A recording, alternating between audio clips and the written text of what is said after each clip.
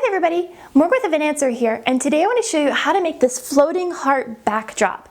Now I have a black piece of fabric behind this so you can see the hearts here in my living room, but when I take this to the event site, I'll just have the hearts freestanding so you'll be able to see through the hearts what's behind but still get this amazing effect. So follow along and I'll show you how I did this. To support my floating hearts, I've cut 2 pieces of wood to 6.5 feet long, and the dimensions of the wood don't really matter. I just chose something that was small because these will be hanging from command hooks from a ceiling, so I wanted something lightweight. Now I've got a little piece for the top and a bigger piece for the bottom of this display, and I'm going to stack those on top of each other, centered in the middle, and then just tape the 2 pieces of wood together in a couple spots down the piece of wood. And this will make drilling holes for my monofilament super easy. So once I've got everything taped together, I'm going to pull out my tape measure and a pen and make a mark every 3 inches down the piece of wood. And that means my holes will be spaced out 3 inches and will give me 25 holes over this entire distance. And it's important to have an odd number because then there'll be a point to the heart versus trying to split that point between 2 strings. So I'm just going to take a scrap piece of wood and put it underneath my long piece of wood, and using a drill bit here that I think is about an 1/8 inch, I'm going to put a hole through both pieces of wood on every mark. And I just had to pick a drill bit that's big enough for the monofilament to go through. So once I've got all the holes drilled, I'm gonna lay them out on a piece of paper and paint them white because the location that I'm going to be putting these, the trim is going to be white, so I want this to disappear in the venue. So paint yours according to wherever you're going to be putting it. I'm using latex paint on my pieces of wood, but you could absolutely use acrylic paints or spray paints, just as long as you're getting good coverage on all sides of the pieces of wood. And then I'm just going to set these aside to dry. In a little while I'll come back and make sure I paint that fourth side that's currently sitting on the paper. But while these are drying, I'm going to start punching out the hearts. I'm going to be using red cardstock for the hearts, but let's talk about paper size a moment. This is an 8.5 by 11 sheet of paper, but it's hard to get a heart punch cut out of that economically because the heart is 3 by 2.5 inches, which is hard to do. Now this is a 12 by 12 inch scrapbook piece of paper, which you'd find at your local craft store.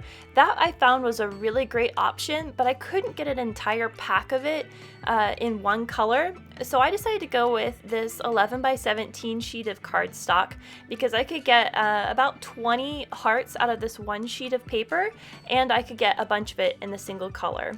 So I'm using this heart punch, which I'll leave linked below, off of Amazon, and this did a wonderful job. It was actually able to cut all 400 hearts out for me without really having too much trouble. So you'll also need a pair of scissors for this project because I found that as I go along and I start punching, I have to get that punch right up against the edge of the paper.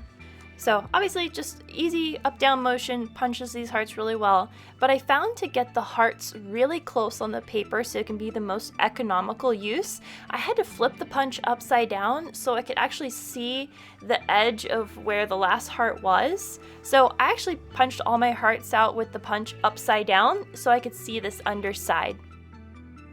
After I finished punching a row of hearts, I would go back in with the pair of scissors and cut off the scraggly bits on that side and re-square it up because I have to have a square edge to push the punch right up against. So make sure you have a pair of scissors handy and sit down and punch out a bunch of hearts. Now that the paint's dry on all of my wood, I want to go back and make sure there's no paint stuck down in the holes that I drilled because I don't want to fight that while I'm trying to push through my monofilament. So go through and clean out all the holes and make sure you've got a nice clean opening. Once I've got all that done, I'm going to go ahead and attach the smaller piece to my backdrop stand as well as a white piece of backdrop fabric. And I've just temporarily attached my top piece of wood here using some pipe cleaners. Obviously, if this was its final home, you'd want to pick a coordinating color, but black is easy to see here. I've got my bottom piece of wood laying on the floor right near my backdrop, and with some 4-pound fishing line, I'm going to start stringing it through the first hole. And I found that taking a bright colored Sharpie and coloring the end of the monofilament made it a lot easier to see as I was trying to thread this through. So I'm going to start one direction, and I'm leaving the roll attached here, and I'm just going to pull the end up to the top and push it up from the bottom side and come up and then go back down through the next hole. So this is kind of going to look like a sewing stitch. Now you're going to repeat this when you go back to the bottom. So you're going to pull this straight down all the way to the coordinating hole on the bottom, and you'll go down through the hole, over to the next one, and then back up. So this is going to be one big zigzag all the way down the backdrop. Now I did find that I had to, once I got about halfway, I had to start pulling the monofilament a little bit at the end and working it down because it was just too much tension on it to pull it all at once. So you may have to do that, but just work your way all the way down through all 25 holes, and do be cognizant about which holes you're going in, because I accidentally missed a hole and then I had to pull a good portion of it out so I could fix my error. So take your time as you're going along. Now this is what the bottom and the top will look like if you were looking at it from the underside. Once you've got it all strung together, you want to take a look at the top and the bottom piece of wood and make sure they're both level, and work out any tension inconsistencies, because we want this to hang really nice and level.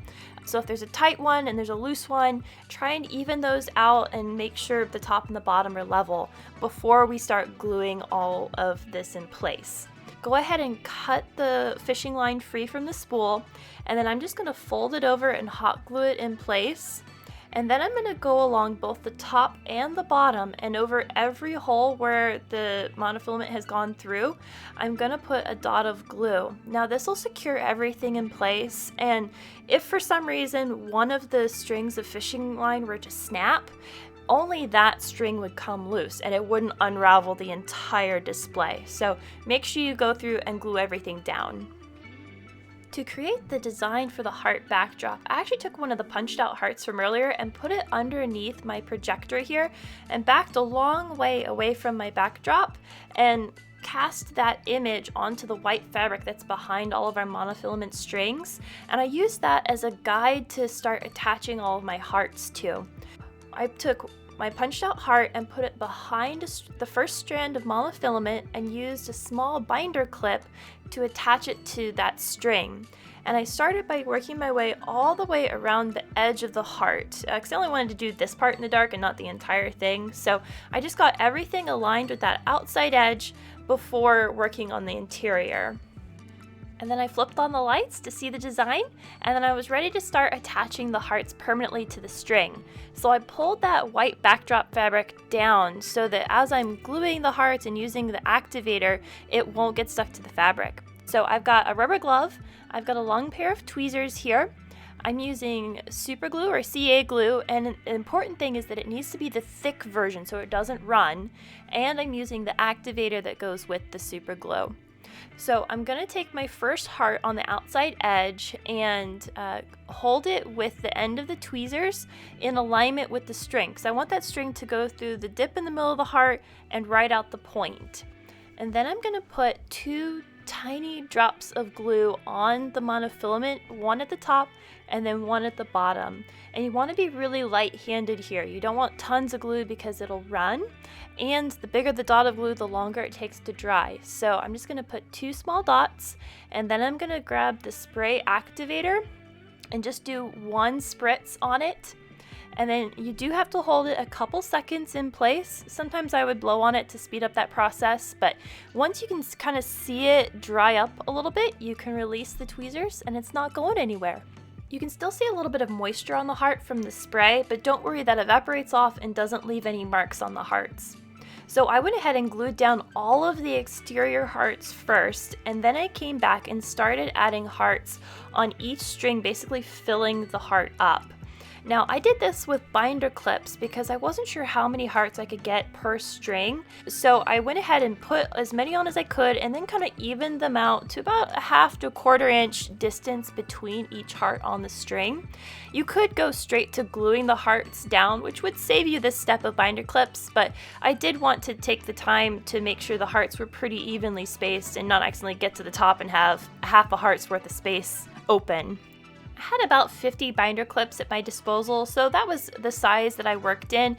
I do all 50 binder clips, and then I go back and glue up that section, do another set of binder clips, and then re-glue up that section. And I just work my way like that all the way across the heart. This project is really easy to do and honestly doesn't cost a lot in materials, but this does take a lot of time to accomplish, from punching out all of the hearts to stringing up the monofilament and then actually hanging the hearts on each string. Can take quite a bit of time, so make sure you give yourself enough time to prepare this, but honestly the end result is just stunning. I enjoy looking through this, and it's just my living room wall. I can only imagine seeing this in front of a garden or a beautiful event venue and looking through this for a wedding. It would just be so magical, and I could even see doing this with white hearts for something like that. If you do decide to put a backdrop behind this though, like I'll do in a second, the hearts don't spin as freely, so do keep that in mind if you intend to put this right against a wall or on a backdrop. And here's the final display in all its glory. I love the play on color with this, so even though I only use one color of red cardstock, the way that the hearts reflect the light makes it look like there's shades of pink in this, and it's always changing. I hope you found today's project inspirational and consider giving something like this a try. If you enjoyed today's video, I'd love for you to hit the subscribe button below and join me for future videos. I do all kinds of backdrops, party decorating, as well as event planning tips and tricks. And speaking of, I've got a Q&A video coming up in February, so if you have an event planning question or decorating question, leave it in the comments below and I'll gather up a bunch of those and answer them in February. So until the next time, have a good day!